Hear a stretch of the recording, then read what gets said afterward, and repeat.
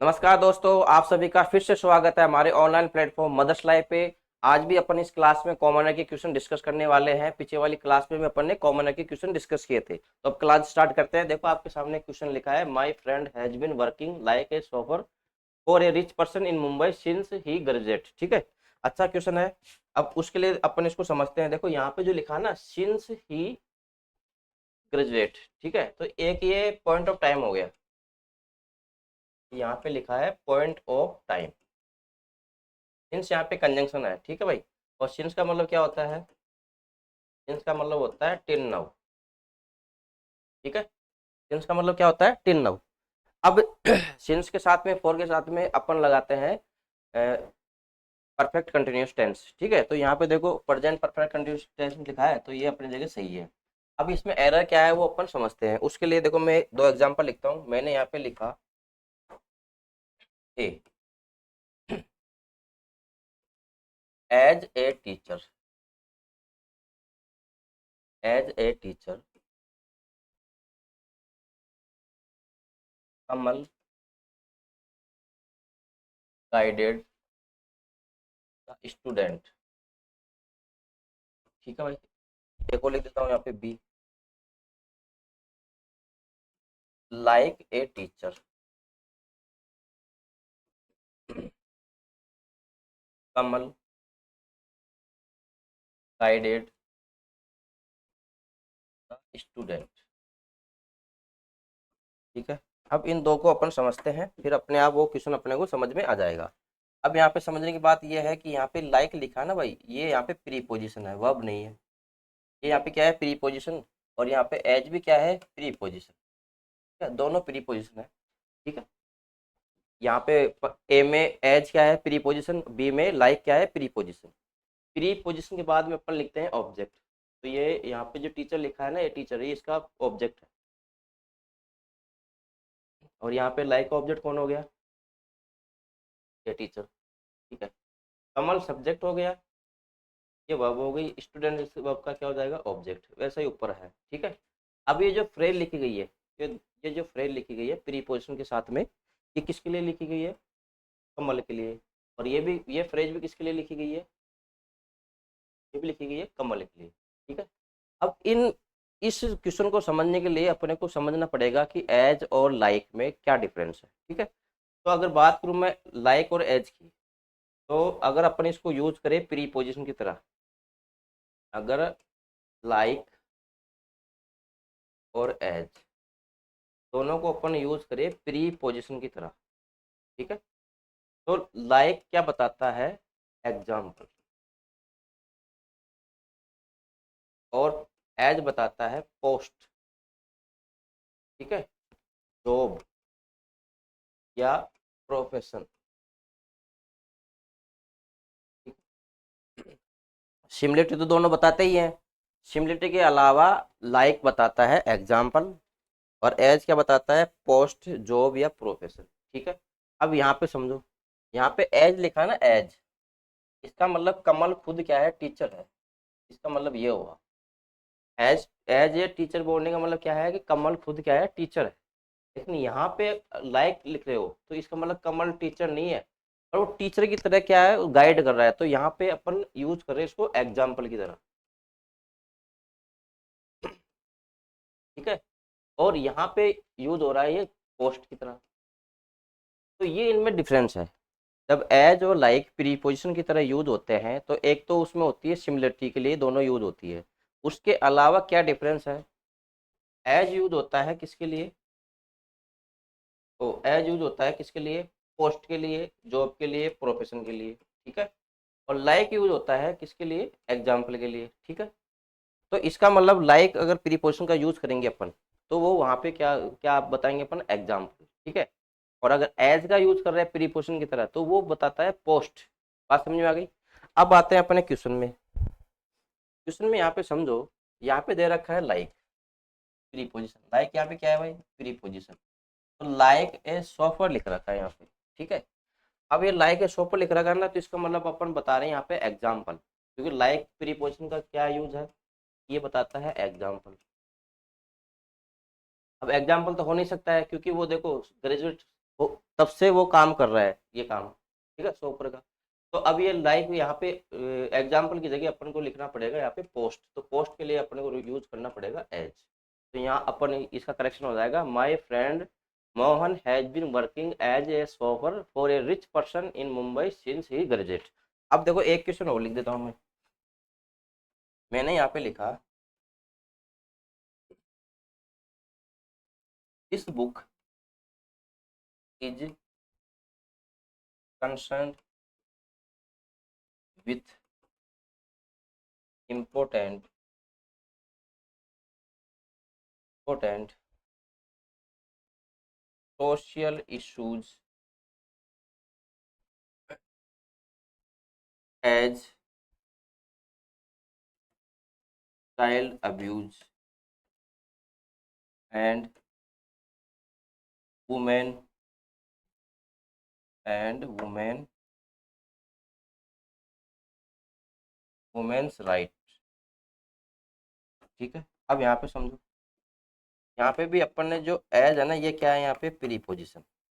और अभी अभी अपन समझ के आए हैं कि जो एज होती है प्रीपोजिशन, ये सिमिलरिटी के साथ साथ में ये बताती है पोस्ट, जॉब, प्रोफेशन। ठीक है, लेकिन यहाँ पे अपने को किसी की जॉब या प्रोफेशन नहीं बताना है, अपने को यहाँ पे बता रहे हैं एग्जाम्पल। ये किताब कैसी है, इसके कंसर्न है सोशल इशू, किसके इशू है, ये है child abuse and women's rights. तो अपने को यहाँ पे बताना है एग्जाम्पल। एग्जाम्पल के लिए विथ उसका यूज नहीं होगा,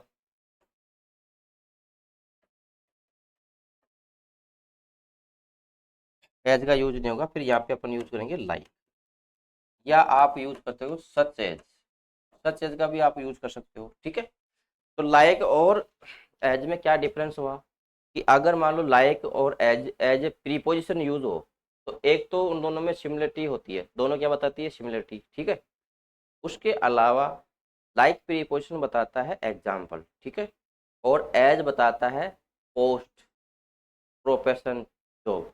तो ये आपका क्वेश्चन हो गया। Next question,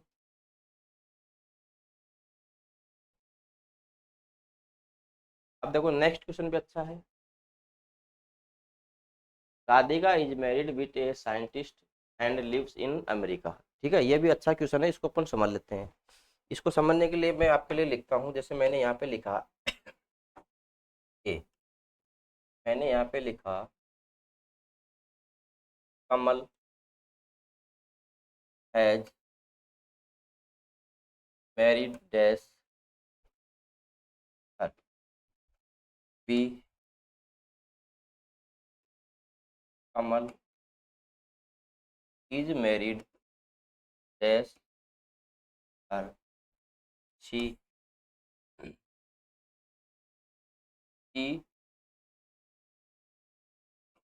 married dash Kamal. और डी एक और लिख लेते हैं अपन यहाँ पे, ही वाज मैरिड डैश कमल। अब यहाँ पे अपन इसको समझते हैं। कमल हो गया सब्जेक्ट भाई, यहाँ पे भी कमल सब्जेक्ट है, यहाँ पे भी सी सब्जेक्ट है, यहाँ पे सी सब्जेक्ट है। ठीक है, तो यहाँ पे कमल सब्जेक्ट हो गया। अब यहाँ पे देखो हैज मैरिड दे रखा है, तो ये है वर्ब, ये क्या है भाई, वर्ब हो गई। अब हैज मैरिड यहाँ पे जो वर्ब है ना, ये होती है ट्रांजिटिव वर्ब। मैरी कैसी वर्ब होती है भाई, ट्रांजिटिव वर्ब। जब ये ट्रांजिटिव वर्ब होती है तो इसके बाद में प्रीपोजिशन लिखने की जरूरत नहीं है, सीधा इसका क्या आ जाएगा, ऑब्जेक्ट। तो यहाँ पे कोई प्रीपोजिशन नहीं आएगा, इस सीधा अपन बोलेंगे कमल हैज मैरिड हर। क्लियर। उसके बाद देखो यहाँ पे, अब यहाँ पे जो इज लिखा ना, ये मेन वर्ब है यहाँ पे, और यहाँ पे मैरिड है ना, ये वर्ब की थर्ड फॉर्म है, पर ये यहाँ पे एक्शन नहीं बता रही है, ये बता रही है यहाँ पे स्टेट। स्टेट कौन बताते हैं, एडजेक्टिव। तो इसका मतलब यहाँ पे जो इज है ना, वो मेन वर्ब है, और जब ये टू बी की फॉर्म मेन वर्ब होती है तो इसको अपन बोलते हैं लिंकिंग वर्ब। ये क्या है यहाँ पे, लिंकिंग वर्ब। लिंकिंग वर्ब के बाद में अपन लिखते हैं कॉम्प्लीमेंट। क्या लिखते हैं, कॉम्प्लीमेंट। तो यहाँ पे मैरिड है ना, वो कॉम्प्लीमेंट है किसका, कमल का। अब ये हो गया एडजेक्टिव। अब एडजेक्टिव है तो अब देखो इस हर को जोड़ने के लिए अपने को कोई ना कोई प्रीपोजिशन चाहिए। तो रेसिपिएंट की वो रिलेशन की प्रीपोजिशन होती है टू, तो अपन यहाँ पे लिख देंगे टू, मैरिड टू हर। ठीक है, रिलेशन की प्रीपोजिशन क्या होती है, टू। यहाँ पे समझो, अब यहाँ पे है ना ये मैरिड, ये वर्ब है और ये कैसी वर्ब होती है, ट्रांजिटिव वर्ब। ट्रांजिटिव वर्ब होती है तो इसके बाद में सीधा इसका क्या आ जाएगा, ऑब्जेक्ट, नो प्रीपोजिशन रिक्वायर्ड। ठीक है, अब इसमें आओ, इसमें जो वर्ब है ना वो लिंकिंग वर्ब है, मैन वर्ब हो गई ये, और यहाँ पे मैरिड है वो कॉम्प्लीमेंट है, एडजेक्टिव बन गया, किसका कॉम्प्लीमेंट है ये, ए के लिए। अब यहाँ पे इस कॉम्प्लीमेंट को और इस कमल को जोड़ना है तो अपने को किसकी जरूरत पड़ेगी, प्रीपोजिशन की। रिलेशन की प्रीपोजिशन क्या होती है, टू। तो अब ये कमल है ना जो इस टू का क्या बन जाएगा, ऑब्जेक्ट। यहाँ पे हर है वो किसका ऑब्जेक्ट बनेगा, टू का। ठीक है, तो इसका मतलब यह हुआ कि अगर मैरी को, मैरी जो वर्ब होती है उसको अपन यूज करें वर्ब की तरह तब तो वो होती है ट्रांजिटिव, तब तो वो क्या होती है, ट्रांजिटिव। और अगर अपन उसको यूज करें एडजेक्टिव की तरह तब उसके साथ अपन प्रीपोजिशन लगाते हैं टू। क्या लगाते हैं, टू। अब यहाँ पे देखो, यहाँ पे लिखा है राधिका, राधिका सब्जेक्ट हो गया। यहाँ पे ये है ना, ये है लिंकिंग वर्ब, यहाँ पे इज क्या है, लिंकिंग वर्ब। और ये जो मैरिड है ना ये एक स्टेट डिस्क्राइब कर रही है, और ये है यहाँ पे एडजेक्टिव जो क्या काम कर रहा है, कॉम्प्लीमेंट। और किसका कॉम्प्लीमेंट है, राधिका का। अब अपने को यहाँ पे चाहिए प्रीपोजिशन, क्या चाहिए, प्रीपोजिशन। अब ये किससे शादी करी, फ्रांसिस से। रिलेशन की प्रीपोजिशन क्या होती है, टू। तो अपने को यहाँ पे क्या लिखना था, टू। लेकिन एक क्वेश्चन और देखो आप, मैंने यहाँ पे लिखा कि is married, is married with a boy and two girls. अब यहाँ पे देखो, शी सब्जेक्ट हो गया, इज यहाँ पे क्या है, लिंकिंग वर्ब, और मैरिड यहाँ पे है एडजेक्टिव जो क्या काम कर रहा है, कॉम्प्लीमेंट का।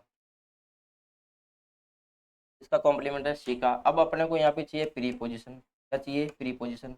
अभी अभी अपन पढ़ के आए हैं कि जब मैरी वर्ब का, वो मैरी का अपन यूज करते हैं एडजेक्टिव की तरह तो अपन रिलेशन के लिए कौन सी प्रीपोजिशन लगाते हैं, टू। लेकिन यहाँ पे विद भी सही है। अब यहाँ पे जो विद है ना इसका मतलब क्या हो जाएगा, इसका मतलब है हैविंग। विद का मतलब क्या होता है, हैविंग। इसका मतलब पता क्या हुआ कि जिस वो राधिका ने मैरिड की ना तो उसके साथ साथ में एक लड़का और दो गर्ल्स भी है। ठीक है, इसका मतलब हैविंग हो गया। और विदाउट का मतलब क्या हो जाता है, विदाउट का मतलब हो जाता है नॉट हैविंग। तो यहाँ पे विद सही है। ठीक है, और यहाँ पे रिलेशन बताना था तो रिलेशन के लिए टू आएगा। तो मेरी की वर्ब के साथ में अगर मेरी वर्ब को अपन यूज करें वर्ब की तरह तब तो वो होती है ट्रांजिटिव। कैसी वर्ब होती है, ट्रांजिटिव। ट्रांजिटिव वर्ब होती है तो उसके बाद में सीधा उसका क्या आ जाएगा, ऑब्जेक्ट, नो प्रीपोजिशन रिक्वायर्ड। लेकिन जब मेरी को अपन यूज करें एडजेक्टिव की तरह तब अपने को प्रीपोजिशन लगानी है टू। रिलेशन की प्रीपोजिशन क्या होती है, टू। और विद भी आ सकता है, विद कब आएगा, जब मान लो ये कंडीशन हो तो इसके साथ में विद भी लगा सकते हैं। ठीक है, नेक्स्ट क्वेश्चन। ये अच्छा क्वेश्चन है। The conference was attended by the secretaries general of politics parties in the West Bengal. ठीक है, ये बहुत अच्छा क्वेश्चन है, इसको अपन समझते हैं डिटेल से। अब देखो इसको समझने के लिए मैंने यहाँ पे लिखा मैंने यहाँ पे लिखा मैंने यहाँ पे लिखा स्कूल, और एक यहाँ पे लिख देता हूँ टीचर। दोनों क्या है भाई, नाउन है, और दोनों नाउन क्या है, सिंगुलर। ये बात तो आपको पता है ही। लेकिन अगर मान लो मैं स्कूल को अब लिख दूँ यहाँ पे स्कूल्स, और टीचर को मैंने यहाँ पे लिख दिया टीचर्स, अभी भी ये क्या है, नाउन है, पर ये क्या है, प्लूरल। ठीक है, और ये कैसे नाउन है, सिंगल, सिंगल नाउन हो गए। ठीक है, लेकिन अब मान लो मैं इन दोनों को मिला के लिख दूं। मैंने यहाँ पे लिखा स्कूल टीचर, तो अब ये सिंगल नाउन नहीं हुआ, अब ये बन गया कंपाउंड नाउन। इसको बोलेंगे अपन कंपाउंड नाउन। ठीक है, अब ये तो है सिंगुलर, मान लो अब इसका प्लूरल बनाना है तो अपन कैसे बनाएंगे, स्कूल्स टीचर्स बोलना सही है, या स्कूल टीचर्स बोलना सही है, या स्कूल्स टीचर बोलना सही है। तो वो बात अपन इसमें समझेंगे। तो वैसे तो देखो इसमें जो सही है ना वो कौन सा है, ये वाला। ठीक है, ये सही है। ये दोनों क्या है, गलत। ये भी गलत है, ये भी गलत है, ठीक है। अब ये क्यों गलत है वो अपन समझते हैं। देखो यहाँ पे देखो यहाँ पे ये सिंगल नाउन है, ये भी क्या है, सिंगल नाउन। तो अपन इसका प्लूरल बना लिया यहाँ पे। ये स्कूल यहाँ पे क्या हो गया इसका प्लूरल, इसका टीचर्स क्या हो जाएगा, प्लूरल। लेकिन अभी जो अपन लिखे हैं ना यहाँ पे स्कूल टीचर, ये सिंगल नाउन नहीं है, ये बन गया कंपाउंड नाउन। ये कैसा नाउन है, कंपाउंड नाउन। तो कंपाउंड नाउन का प्लूरल अपन कैसे बनाते हैं वो अपने को सीखना है, ठीक है। अब देखो जब भी अपन कंपाउंड नाउन लिखते हैं, जब भी अपन क्या लिखते हैं, कंपाउंड नाउन,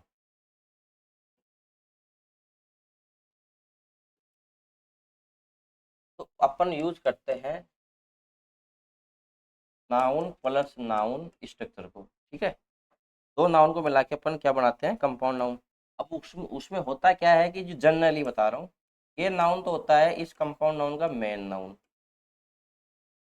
ठीक है। और जो ये वाला नाउन होता है ना, ये फिर ये नाउन नहीं है, फिर इसको ये बन जाता है मॉडिफायर। ये क्या बन जाता है, मॉडिफायर। अब ये क्या बात हो गई, अब इसको अपन समझ लेते हैं। इसको समझने के लिए मैंने यहाँ पे लिखा ए कॉस्टली वॉच, और यहाँ पे मैंने लिखा ए स्कूल बस। ये हो गया ए, ये क्या है, बी। अब यहाँ पे अपने को समझना है, एक कॉस्टली वॉच लिखा, दूसरा क्या है, ए स्कूल बस, ठीक है। अब यहाँ पे देखो ये है ना, ये है डिटर्मिनर, ये क्या है, डिटर्मिनर।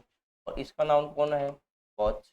अब यहाँ पे जो कॉस्टली है ना, ये क्या है, एडजेक्टिव। ये क्या है, एडजेक्टिव, जो किसको डिस्क्राइब कर रही है, वॉच को, ठीक है। और ये भी किसके लिए आया है, वॉच के लिए। अब यहाँ पे देखो ये हो गया डिटर्मिनर, इसका नाउन कौन सा है, बस है। अब यहाँ पे जो स्कूल है ना, वो इसकी प्लेसमेंट कैसे है, एडजेक्टिव की जगह। लेकिन अब ये प्योर एडजेक्टिव तो है नहीं, तो अपन इसको बोल देंगे मॉडिफायर। तो अपन क्या बोल देंगे यहाँ पे, नाउन मॉडिफायर, ठीक है।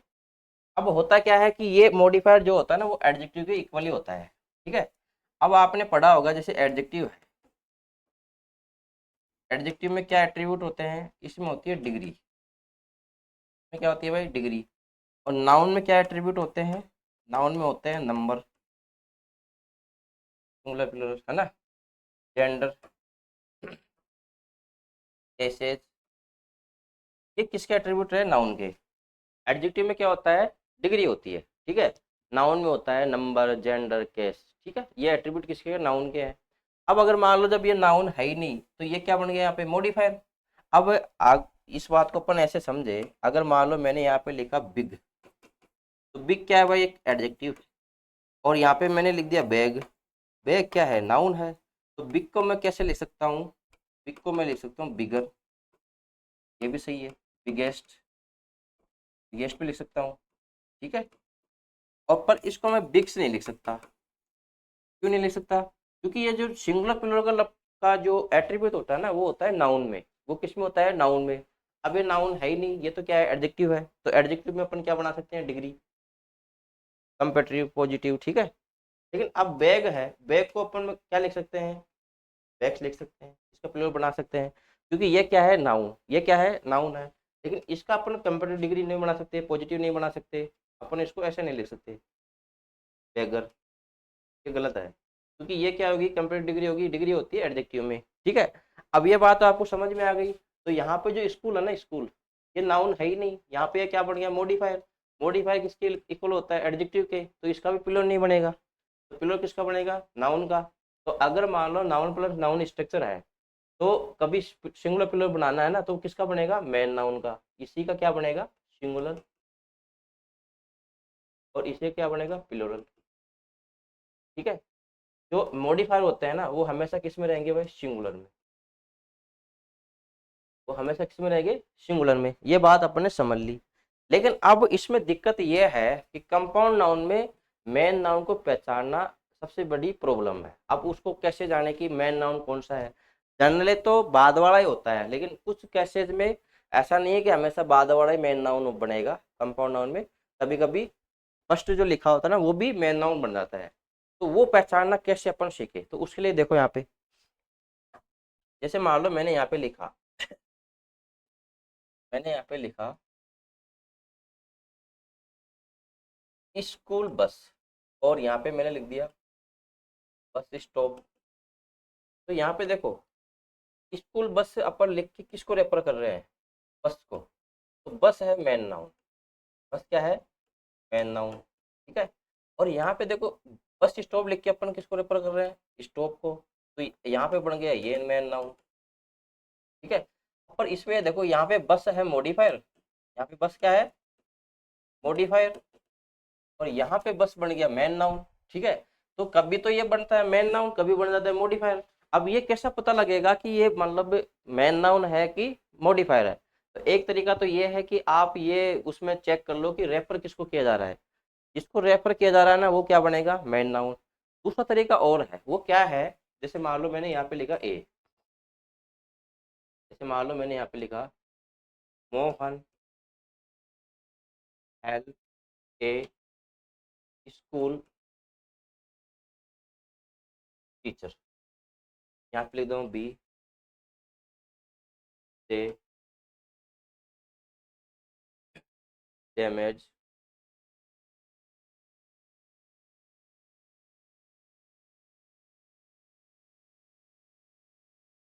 ए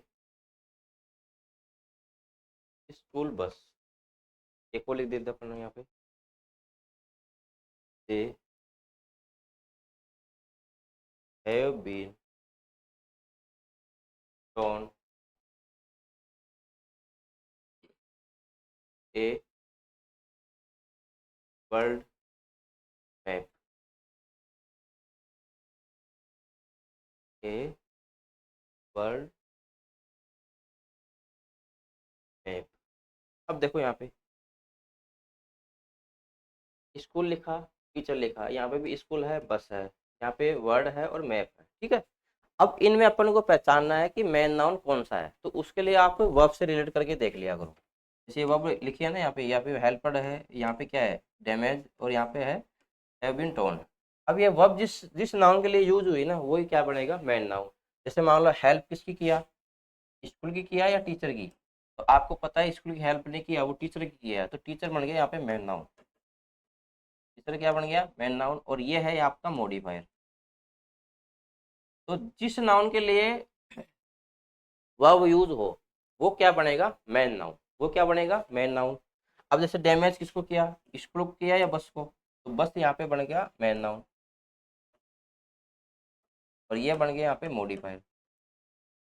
ठीक है। अब यहाँ पे देखो, एक ये वर्ब किसके लिए आई है? वर्ड के लिए आई है या मैप के लिए? तो आपको पता है ये वर्ब किसके लिए आई है? मैप के लिए। तो मैप मैप बन गया यहाँ पे मेन नाउन, और ये क्या बन गया यहाँ पे? मॉडिफायर। तो कभी भी अगर कंफ्यूज हो कि मेन नाउन कौन सा होगा, तो उसका एक तरीका तो ये है कि वो किसको रेफर कर रहा है। ठीक है। उससे आप पता लगा सकते हो। दूसरा तरीका ये है कि जिस वर्ब के लिए लिखी गई है, जो वर्ब जिस जिस नाउन के लिए यूज हो रही है ना, वो क्या बनेगा? Main noun. और मेन नाउन का क्या बनेगा? Singular plural. क्योंकि जो मॉडिफायर होते हैं ना, वो किसके इक्वल होते हैं? एडजेक्टिव के। एडजेक्टिव में होती है डिग्री। क्लियर हो गया? अब देखो, कुछ नाउन होते हैं, जैसे मान लो मैंने यहाँ पे लिखा, जैसे मान लो मैंने यहाँ पे लिखा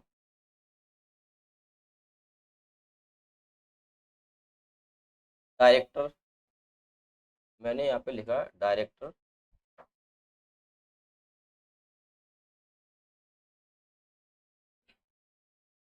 जनरल। जैसे मान लो मैंने यहाँ पे लिखा अटॉर्नी जनरल। मैंने यहाँ पे लिखा सेक्रेटरी जनरल।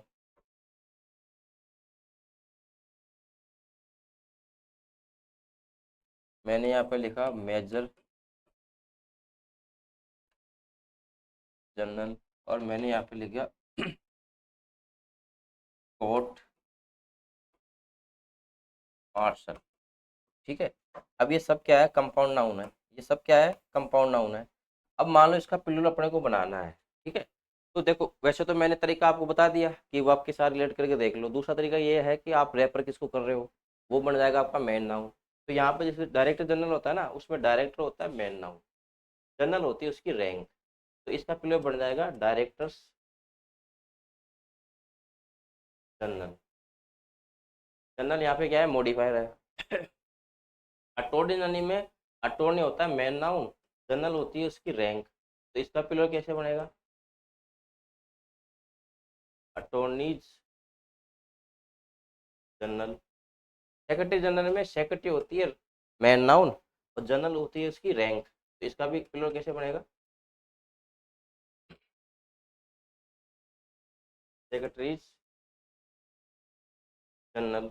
मेजर जनरल में जनरल होता है मेन नाउन और मेजर होती है उसकी रैंक, तो मैन यहाँ पे मेजर है मॉडिफायर, ठीक है, तो इसका प्लूरल बन जाएगा मेजर जनरल, ठीक है।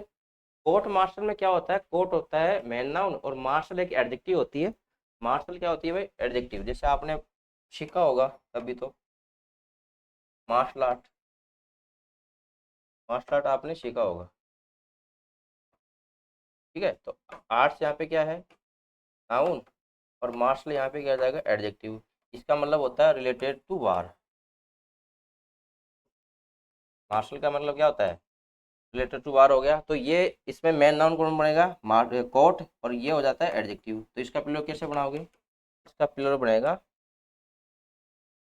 कोर्ट्स मार्शल, ठीक है। तो कंपाउंड नाउन में जब भी अपन प्लूरल बनाते हैं, कंपाउंड नाउन में अपन जब भी क्या बनाते हैं? प्लूरल, तो हमेशा बनता है मेन नाउन का। मेन नाउन को पहचानने के लिए वर्ब से रिलेट करके देख लो, या फिर वैसे आप डिस्क्राइब हो जिस नाउन को रेफर कर रहा है वो क्या बन जाएगा? मेन नाउन, ठीक है। अब आते हैं अपने क्वेश्चन में। अब देखो क्वेश्चन यहाँ पे लिखा था, यहाँ पे लिखा था The conference was attended by the Secretary Generals of the political parties in the West Bengal। अब यहाँ पे देखो, यहाँ पे एक कंपाउंड नाउन का यूज हुआ है, सेक्रेटरीज जनरल, और दोनों को इसने क्या कर रखा है? प्लूरल। दोनों क्या कर रखा है? यहाँ पे प्लूरल कर रखा है, ठीक है। अब ये दोनों का प्लूरल तो होगा नहीं, तो अब यहाँ पे अपन को पहचानना है कि मेन नाउन कौन सा है। उसके लिए आप इस वर्ब से रिलेट करके देख लो कि अटेंडेंट कौन कर रहे हैं? सेक्रेटरीज कर रहे हैं या जनरल कर रहे हैं? तो आपको पता है सेक्रेटरीज यहाँ पे क्या है? Main noun. ये जो वर्ब यूज हुए ना वो किसके लिए हुए हैं? सेक्रेटरीज के लिए, तो ये तो हो जाएगा मेन नाउन। और अब ये बन गया मॉडिफायर। ये क्या बन गया? मॉडिफायर। मॉडिफायर हमेशा किस में रहेंगे? सिंगुलर में। यहाँ से एस हटाओ, इसको सीधा लिखो सेक्रेटरीज जनरल। क्लियर भाई? चलते हैं नेक्स्ट क्वेश्चन में। अच्छा क्वेश्चन था ये।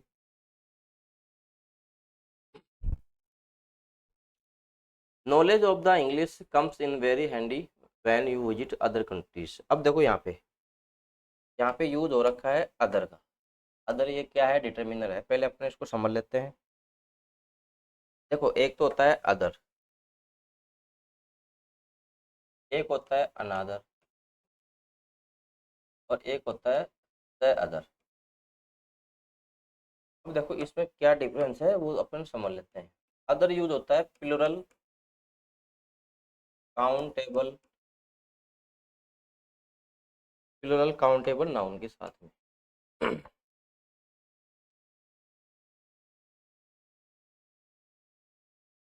ठीक है। और अनादर यूज होता है, अब देखो यहाँ पे अनादर में एक चीज आपने देखा होगा कि अनादर जो बना है ना वो एन प्लस अदर से बना है।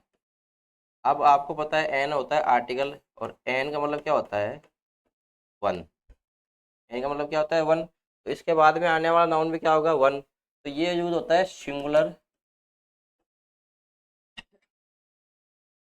काउंटेबल नाउन्स के साथ में, ठीक है। लेकिन इन दोनों में एक डिफरेंस है, मतलब एक सिमिलरिटी है कि ये दोनों यूज हो गए ना वो किसके लिए यूज होंगे? जनरल सेंस में। ये दोनों यूज होंगे जनरल सेंस में, ठीक है। क्योंकि एन आर्टिकल का यूज अपन करते हैं जनरल सेंस में, इनडेफिनेट सेंस में, ठीक है। अब यहाँ पे दे रखा है द अदर। द अदर जो है डिटर्मिनर वो सिंगुलर और प्लूरल दोनों प्रकार के नाउन के साथ में यूज हो सकता है, ठीक है। लेकिन कंडीशन क्या होना चाहिए? कि वो नाउन होना चाहिए स्पेसिफिक। वो नाउन क्या होना चाहिए? स्पेसिफिक, ठीक है। अब तो यहाँ पे जनरल के लिए अगर प्लूरल है तो क्या लगाओ? अदर। सिंगुलर है तो लगाओ अनदर। द अदर कब आएगा? जब सिंगुलर प्लूरल दोनों के साथ में आ सकता है, पर इसकी कंडीशन क्या होगी? कि वो होगा स्पेसिफिक, ठीक है। अभी देखो दो सेंटेंस में यहाँ लिखता हूँ। जैसे मान लो मैंने यहाँ पे लिखा A, I have two brothers, two brothers, one is a doctor and one is a doctor and dash one is a teacher. अब यहाँ पे अपने को लगाना है अदर, अनदर, द अदर। अब ये कैसे डिसाइड होगा कि यहाँ पे क्या आएगा? उसके लिए देखो मैंने बताया था कि अगर यहाँ पे देखो डेफिनेट बात हो, स्पेसिफिक बात हो, तो आप यूज करो द अदर का। और अगर जनरल सेंस में बात हो तो अनदर तो यूज होगा सिंगुलर नाउन के लिए और अदर यूज होगा प्लूरल नाउन के लिए। ठीक है, तो यहाँ पे देखो यहाँ पे लिखा है वन, तो ये सिंगुलर है, तो यहाँ पे या तो आ सकता है अनदर या आ सकता है द अदर, दो ही आ सकता है। ठीक है, अदर तो आएगा नहीं, अदर यूज होता है प्लूरल नाउन के लिए। ठीक है, अब यहाँ पे समझने की बात यह है, जैसे मान लो मैंने यहाँ पे लिखा टू ब्रदर्स, तो मान लो ये हो गया भाई ए और ये क्या है, दूसरा भाई। अब मान लो ये टीचर है तो ये ऑटोमेटिक क्या बन जाएगा, डॉक्टर। अब मान लो ये डॉक्टर है तो ये ऑटोमेटिक क्या बन जाएगा, टीचर। तो इसका मतलब एक का अपने को पता है टीचर है, वो डॉक्टर है, तो दूसरा क्या बन गया वहाँ पे, टीचर। तो ये बात होगी डेफिनेट, ये बात क्या है, डेफिनेट। तो यहाँ पे अपन यूज कर लेंगे द अदर, द अदर। ठीक है, लेकिन अगर मान लो मैं यहाँ पे टू की जगह लिख दूँ फोर ब्रदर्स, तो ये हो जाएगा ए, ये बी वाई, ये सी और ये डी। अब मान लो इसमें ये टीचर है, तो अब इसमें पता नहीं है ना कौन सा डॉक्टर बनेगा। ठीक है, अब मान लो ये है, तो इन तीनों में से पता नहीं कौन सा डॉक्टर बनेगा, तो अब ये कंडीशन हो जाएगी इनडेफिनेट। तो उस सेंस में अपन यहाँ यूज कर लेंगे अनदर। क्या यूज कर लेंगे, अनदर। बात समझ में आ गई होगी। अब आते हैं अपने क्वेश्चन में। क्वेश्चन यहाँ पे देखो, कंट्री लिख रखा है सिंगुलर, तो आपको पता है अदर तो आएगा नहीं, क्योंकि अदर के साथ आता है प्लूरल नाउन के साथ में। ठीक है, तो या तो कंट्रीज करो या फिर इसको चेंज करो। तो अब देखो यहाँ पे अदर की जगह अपन क्या लिखे, द अदर लिखे या अनदर लिखे। तो आपको पता है द अदर कब आएगा, जब कंट्री हो डेफिनेट। यहाँ पे कोई डेफिनेट कंट्री की बात नहीं हो रही है, तो फिर यहाँ पर अपन यूज कर लेंगे अनदर, अनदर कंट्री। ठीक है भाई, next question. The supervisor didn't know what the manager had suggest us. अब देखो ये भी अच्छा क्वेश्चन है और इस क्लास का सबसे इजी क्वेश्चन है, फिर अपन इसको समझ लेते हैं। जैसे मान लो मैंने यहाँ पे लिखा A, they suggested, they suggested me, B दे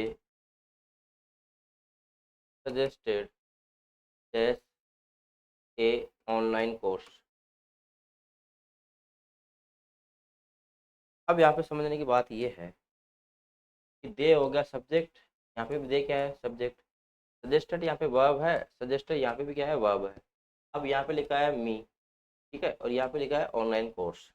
अब देखो सजेस्टेड के बाद में जैसे मान लो यहाँ पे लिखा है अपन ने मी, तो ये किसका रिप्लाई है, सजेस्टेड होम। किसको रिप्लाई, किसको सजेस्ट किया, मी। तो यहाँ पे रिप्लाई है होम का, ये रिप्लाई किसका है भाई, होम का। और यहाँ पे जो रिप्लाई है ना ए ऑनलाइन कोर्स, ये रिप्लाई है किसका, व्हाट का। ठीक है, अब आपको पता है कि जो ऑब्जेक्ट होता है, कौन होता है, ऑब्जेक्ट, वो रिप्लाई होता है व्हाट का और होम का। ठीक है भाई, व्हाट का रिप्लाई होता है ना, वो होता है थिंग्स, और होम का रिप्लाई जो होता है वो होता है पर्सन। ठीक है, अब यहाँ पे जो सजेस्टेड वर्ब है ना, सजेस्टेड, ये व्हाट के रिप्लाई के लिए तो होती है ट्रांजिटिव। क्या होती है, ट्रांजिटिव। तो यहाँ पे ये जो वर्ब है ना, ये है यहाँ पे ट्रांजिटिव। ट्रांजिटिव है तो उसके बाद में किसी प्रीपोजिशन लिखने की जरूरत नहीं है, सीधा उसका क्या आ जाएगा, ऑब्जेक्ट। ठीक है, दे सजेस्टेड ए ऑनलाइन कोर्स, क्लियर। लेकिन ये जब इसके बाद लिखते हैं अपन होम का रिप्लाई, मतलब पर्सन लिखते हैं, तब होती है इंट्रांजिटिव। ठीक है, अब यहाँ पे अपने को लिखना पड़ेगा प्रीपोजिशन। रेसिपिएंट की प्रीपोजिशन होती है टू, रेसिपिएंट की प्रीपोजिशन क्या होती है, टू। तो यहाँ पे अपन लिख देंगे टू, क्लियर। अब यहाँ पे देखो सजेस्टेड वर्ब है, अब यहाँ पे जो रिप्लाई लिखा है ना वो किसका लिख रहा है, होम का, तो होम का रिप्लाई है, तो अब ये बन गई इंट्रांजिटिव। अब अपने को यहाँ पे लिखना पड़ेगा टू। तो ये था इसमें एरर, इजी क्वेश्चन था। Next, this is an urgent matter which में एडमिट ऑफ फ्यू डिले। अब देखो आपने पढ़ा होगा फ्यू है एफ यू है, पहले अपन उसको समझ लेते हैं। जैसे मान लो मैंने यहाँ पे लिखा फ्यू, और एक होता है एफ यू, एफ यू भी होता है, लिटिल है, द लिटिल है, आपने पढ़ा होगा। फ्यू का मतलब क्या होता है, ऑलमोस्ट, नो, ऑलमोस्ट नॉट, ठीक है। और एफ यू का मतलब होता है सम, ठीक है। फ्यू का और एफ यू का मतलब क्या होता है, फ्यू का मतलब होता है ऑलमोस्ट नॉट, और एफ यू का मतलब क्या होता है, सम, ठीक है। दूसरी बात यह है कि फ्यू और एफ यू के बाद में जो भी नाउन आएगा ना वो आएगा प्लूरल, काउंटेबल नाउन, हमेशा कौन सा आएगा, प्लूरल काउंटेबल नाउन। अब यहाँ पे फ्यू आ गया, लेकिन यहाँ पे देखो डिले देख रखा है ना, वो क्या है, सिंगुलर, तो या तो इसको प्लूरल करो, ठीक है, या अब इसमें इसकी जगह और चेंज होगा, ठीक है। तो अब इसको समझ लेते हैं, जो फ्यू और एफ यू है, फ्यू का मतलब क्या होता है, ऑलमोस्ट नॉट, और एफ यू का मतलब क्या होता है, सम, ठीक है। लेकिन ये होती है रिलेटिव टर्म्स, ये क्या होती है, रिलेटिव टर्म्स। जैसे मान लो मैंने यहाँ पे लिखूं मैंने यहाँ पे लिखा 7/100, ठीक है। तो यहाँ पे अब ये क्या है, ये है फ्यू, ऑलमोस्ट नॉट, ठीक है। लेकिन अगर मैं 7 को रिलेट करूँ किससे, 10 से, तो ये क्या बन जाएगा, एफ यू, सम, ठीक है। अब जैसे मान लो मैं यहाँ पे रिलेट करूँ, 7 को रिलेट किया मैंने किससे, 1000 से, तो अब ये क्या है, एफ यू, ठीक है। लेकिन अगर मैं इसको रिलेट किया किससे, 1000 से, अब ये क्या बन जाएगा, एफ यू, ठीक है। यहाँ पे देखो ये क्या है, फ्यू, क्योंकि 7 अपॉन यहाँ पे लिख रखा है ना 1000, तो अब ये है फ्यू, ऑलमोस्ट नोट। लेकिन अगर 700/1000 लिख रखा है, तो अब ये बन गया एफ यू, एफ यू मतलब सम, ठीक है। तो फ्यू है, एफ यू है, लिटिल है, ये सब होते हैं रिलेटिव टर्म्स, इसको रिलेट करना पड़ता है किसी ना किसी ऑब्जेक्ट से, ठीक है। अब यहाँ पे देखो अगर मैं ऐसे लिखूँ 0/10, तो इसका मतलब क्या है, इसका मतलब है जीरो, ठीक है। और अगर मैं जीरो को रिलेट करूँ 100 से, तो भी क्या है ये, जीरो। अगर मैं जीरो को रिलेट करूँ 1000 से, तो भी क्या आएगा, जीरो। तो जीरो एक एब्सोल्यूट नंबर है, जीरो क्या है कि एब्सोल्यूट नंबर है, ठीक है। फ्यू और एफ यू ये है रिलेटिव टर्म्स में यूज होने वाले नंबर्स, ठीक है। अब यहाँ पे देखो, यहाँ लिख रखा है this is an urgent matter, एक अर्जेंट मैटर है। तो यहाँ पे अपन को वो बात कर रहा है एब्सोल्यूट की, ठीक है। यहाँ पर रिलेटिव की बात नहीं हो रही है, तो यहाँ पे अपन फ्यू की जगह लिखेंगे अपन नो, नो डिले, ठीक है, क्योंकि अर्जेंट मैटर है। तो वहाँ पे अपन फ्यू और एफ यू लगा ही नहीं सकते, मतलब ऑलमोस्ट नोट, भाई ऐसा तो है नहीं कि ऑलमोस्ट नोट हो गया या सम हो गया, ठीक है। यहाँ पे बात हो रही है एब्सोल्यूट। अब जीरो के लिए अपन यूज कर लेते हैं किसका, नो का। नो का मतलब क्या होता है, जीरो, तो वहाँ पे अपन फ्यू की जगह यूज करेंगे जीरो का। नेक्स्ट क्वेश्चन, अब देखो the accountant was found absent on the first and third day of the week. ये भी अच्छा क्वेश्चन, इसको अपन समझते हैं ऐसे, तो अपन समझेंगे कुछ इस तरह से।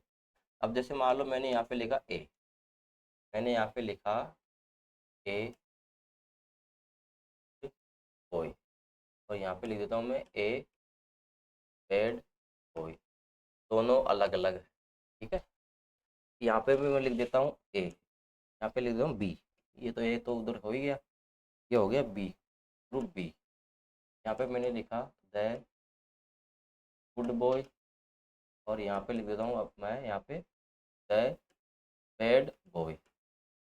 दोनों लड़के क्या है, अलग अलग है, एक अच्छा है एक क्या है, बुरा है, ठीक है।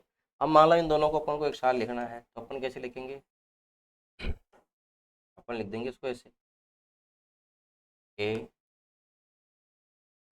Good boy and a bad boy, लिख सकते हैं ऐसे। अब देखो यहाँ पे बॉय की पहले ऑलरेडी आ गया, तो दोबारा बॉय आ रहा है, तो अपन क्या करेंगे, फर्स्ट वाले बॉय को कॉमन कर लेंगे। तो अपन लिख देंगे यहाँ पे a good and a bad boy. अभी भी क्या है, यहाँ पे जो बॉय है ना, बॉय, उसको अपन ने अंडरस्टूड कर दिया, तो ये लड़का अलग है और ये लड़का भी क्या है, अलग है। यहाँ पे ये लड़का अलग था, यहाँ पे भी ये अलग है, यहाँ पे तो अलग अलग थे ही, ठीक है। अब और कैसे लिख सकते हैं अपन, अपन इसको ऐसे भी लिख सकते हैं, ए ए गुड एंड, अब क्या करेंगे, यहाँ पे एक और कॉमन कर लेंगे, तो अपन यहाँ पे लिख देंगे बैड बॉय। लेकिन अब ये लिखना तो सही है, अपन इसको ऐसे लिख सकते हैं, लेकिन यहाँ पे जो लड़का है ना, अब ये बन गया सिंगुलर, मतलब सिंगल, सिंगल बॉय। इसका मतलब क्या है, सिंगल बॉय हो गया, क्योंकि अब देखो ये किसके लिए आया है, बॉय के लिए। बैड भी किसके लिए आ गया, बॉय के लिए। गुड भी कौन है, बॉय है, ठीक है। अब दोनों में इक्वालिटी तो होगी नहीं, तो वैसे तो स्ट्रक्चर तो सही है, ठीक है। और ये एक ही लड़के की बात हो रही है, तो ये गलत हो गया, जबकि यहाँ बात क्या थी, अलग अलग की। तो इसको वैसे तो स्ट्रक्चर सही है ये, ठीक है। अगर मान लो यहाँ पे गुड की जगह अपन, यहाँ पे बैड की जगह अपन लिख दे इंटेलिजेंट, तो सही हो जाएगा, गुड एंड इंटेलिजेंट बॉय, ठीक है, दोनों क्वालिटी आ सकती है, तो सही है। अपन अपने को इसको लिखना है, क्योंकि अभी ये हो गया सिंगल, ये था यहाँ पे डबल, तो अपन इसको डबल में कैसे लिखें, तो डबल में अपन इसको ऐसे लिखेंगे, a good and bad boys, double हो गया। लेकिन अब यहाँ पे समझने की बात ये है, ये ए किसके लिए आया है, बॉयज के लिए। अब ए यहाँ पे डिटर्मिनर है, आर्टिकल। अब आपको पता है ए का मतलब क्या होता है, वन, तो वन के साथ तो सिंगुलर नाउन आता है, तो ये लिखना गलत है। तो इसको लिखने का दो ही तरीका है, अगर अलग अलग बताना है तो, या तो ऐसे लिखो या ऐसे लिखो, ठीक है। लेकिन अब इसको अपन समझते हैं, इसमें समझो आप, इसको भी अपन कैसे लिख सकते हैं, एक तरीका तो यही है, अपन लिख देंगे यहाँ पे the good boy and the bad boy. ये तरीका क्या है, सही है, दोनों अलग अलग लड़के हो गए, ठीक है। दूसरा तरीका, अपन बॉय को क्या कर लेंगे कॉमन, तो अपन लिख देंगे द गुड बॉय, अपन इसको लिख देंगे ऐसे, the good and the end the bad boy. तो ये तरीका भी सही है। तीसरा तरीका और हो सकता है कि अपन क्या करें, द को भी कॉमन कर ले, the good and bad boy, जैसे यहाँ पे किया था, ठीक है। यहाँ पे किया था ना अपन, आर्टिकल है को कॉमन, वैसे यहाँ पे कर सकते हैं। लेकिन अब वही बात आ गई कि यहाँ पे बॉय सिंगुलर है, सिंगुलर के लिए आया है, ठीक है। लेकिन अपन इस द के साथ प्लूरल भी लिख सकते हैं, the good and bad boys, ये तरीका भी सही है। अब देखो इसमें समझना ये है कि यहाँ पे जो बॉयज है ना, वो प्लूरल है, आर्टिकल द के साथ में अपन सिंगुलर प्लूरल दोनों नाउन लगा सकते हैं, ठीक है। तो अगर मान लो अपन इसके साथ में सिंगुलर लिखे, तो ये बन जाएगा सिंगल, सिंगल बॉय। और अगर प्लूरल नाउन लिख दिया, ठीक है, इस तरीके में, तो ये क्या है, डबल बॉय, मतलब एक से ज्यादा हो गया, ठीक है। तो अगर मान लो आर्टिकल द लिखा है, तब तो उसके साथ में अपन ये भी लिख सकते हैं और ये भी लिख सकते हैं, मतलब सिंगुलर भी लिख सकते हैं और प्लूरल लिख सकते हैं। लेकिन आर्टिकल ए लिखा है तो यहाँ पे सिंगुलर ही आएगा, ये बात मैं आपको समझाना चाहता था, ठीक है। अब देखो मान लो जैसे यहाँ पे लिखा है द आ गया, इसके बाद फर्स्ट एंड थर्ड, इसका मतलब गुड एंड बैड। अब ये द किसके लिए आया है, डे के लिए, द किसके लिए आया है, डे नाउन के लिए, ठीक है, ठीक है। तो इसका मतलब पता क्या हुआ, जैसे यहाँ पे देखो, गुड भी कौन है, ये लड़का, बैड भी कौन है, ये लड़का, दोनों एक ही नाउन हो गए।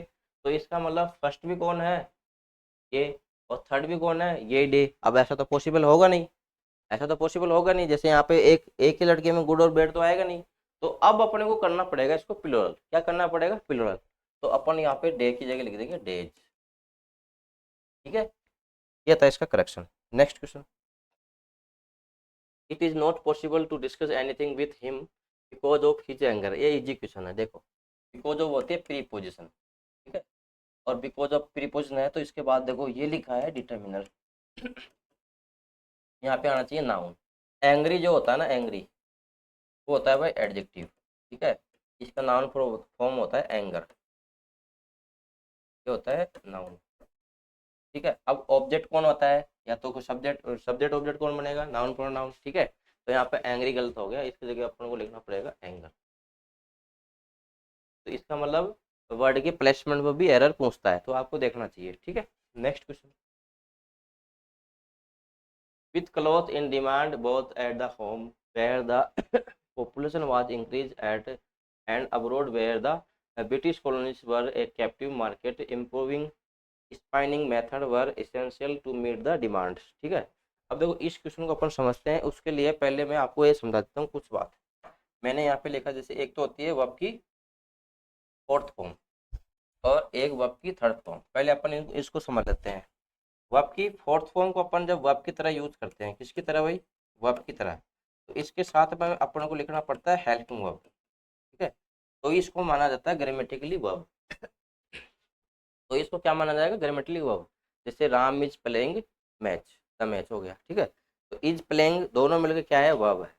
अगर मान लो आपने इसके साथ में हेल्पिंग वर्ब नहीं लिखी, हेल्पिंग वर्ब नहीं लिखी, तो ये बन जाएगी भाई एडजेक्टिव। क्या बन जाएगी, एडजेक्टिव।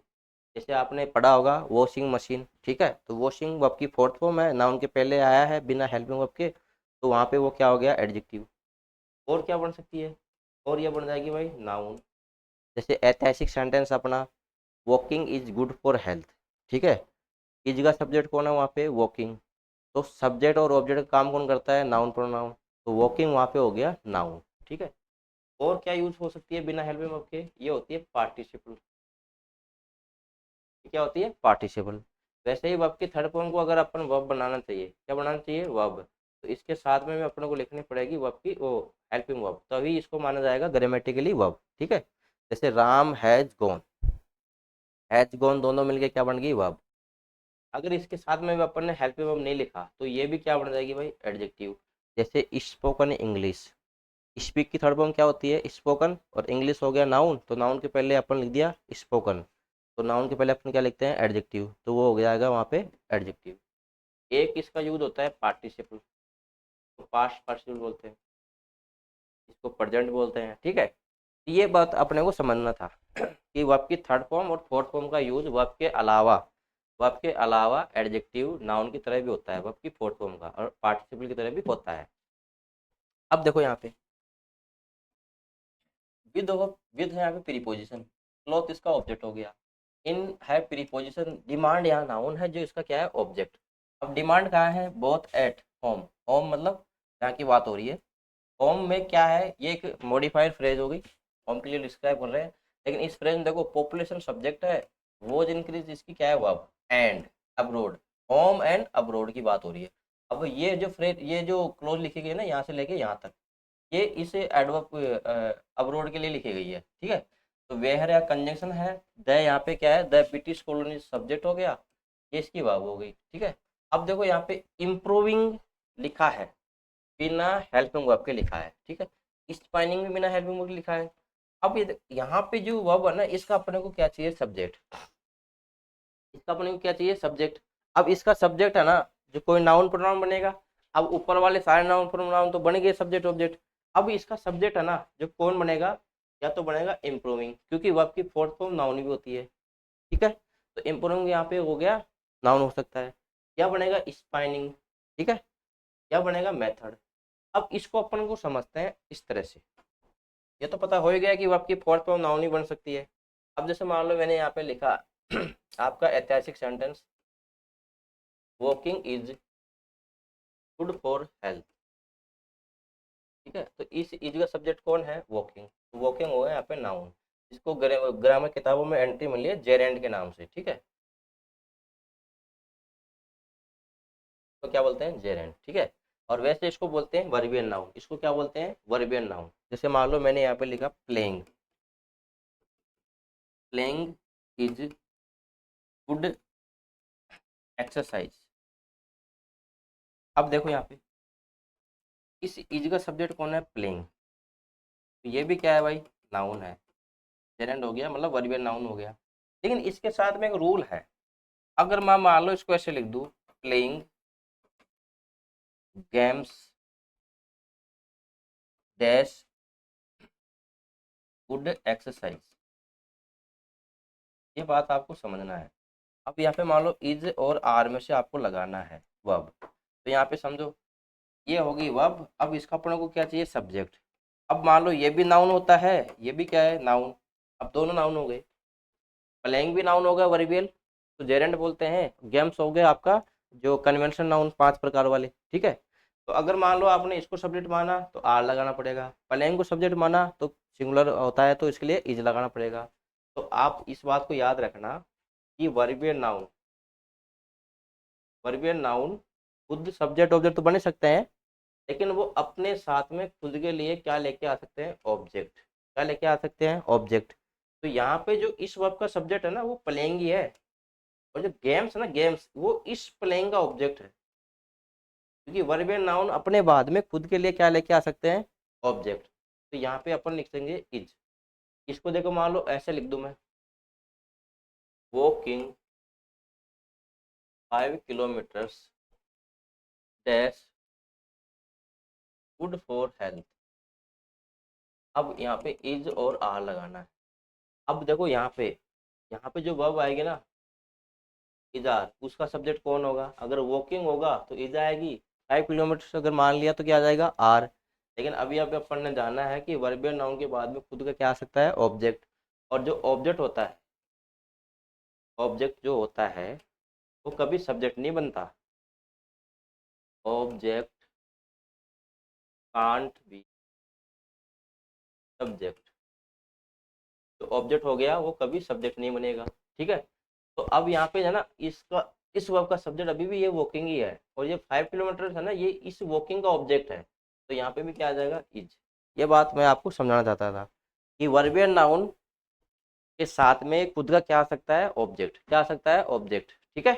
क्वेश्चन में आओ। क्वेश्चन में देखो यहाँ पे स्पाइनिंग ओ इम्प्रूविंग है ना, वो है सब्जेक्ट। ये क्या है, वो इम्प्रूविंग है यहाँ पे सब्जेक्ट। और जो स्पाइनिंग मेथड लिखा है ना, वो इस इम्प्रूविंग का क्या है, ऑब्जेक्ट। क्योंकि वर्बियल नाउन अपने बाद में क्या लेके आ सकता है, ऑब्जेक्ट। और इस वर्ब का सब्जेक्ट है ना, वो क्या है, इम्प्रूविंग। इम्प्रूविंग है तो उसके लिए क्या चाहिए, सिंगुलर वर्ब, तो यहाँ पे आ जाएगी वाज, ठीक है। नेक्स्ट क्वेश्चन, ये आज का लास्ट क्वेश्चन है। Kamal said that he would be grateful if you would send the parcel to the address above mention. अब मान लो कभी आपको सेंटेंस में वर्ड्स को लिखना है, कभी मान लो आपको सेंटेंस में किसको लिखना है, वर्ड्स को, तो उसका सीक्वेंस क्या होना चाहिए, पहले वो अपन समझ लेते हैं। तो मैं यहाँ पे लिखता हूँ सीक्वेंस ऑफ वर्ड्स। किसी भी सेंटेंस में अपन जब वर्ड्स लिखते हैं, क्योंकि वर्ड से क्या बनता है, सेंटेंस। तो अगर मान लो मैंने लिखा A word, B word, C word, D word, ये सब क्या है, वर्ड है, ठीक है। यहाँ पे देखो ए बी सी डी, एक को लिख लेते हैं A word, B word, C word और डी वर्ड। अब इसमें समझना यह है कि अगर मान लो सीक्वेंस आपका ऐसा हो, ए ने बी को डिस्क्राइब किया, बी ने सी को डिस्क्राइब किया, सी ने डी को डिस्क्राइब किया, तो ये सीक्वेंस भी क्या है, सही है। दूसरा सीक्वेंस देखो, अगर मान लो डी ने सी को डिस्क्राइब किया, सी ने बी को डिस्क्राइब किया और बी ने ए को डिस्क्राइब किया, तो ये सीक्वेंस सही होता है। अब मान लो यहाँ पे देखो, बी ने डिस्क्राइब किया सी को, सी ने डिस्क्राइब किया ए को, ए ने डिस्क्राइब किया सी को, ये सीक्वेंस है गलत, ठीक है।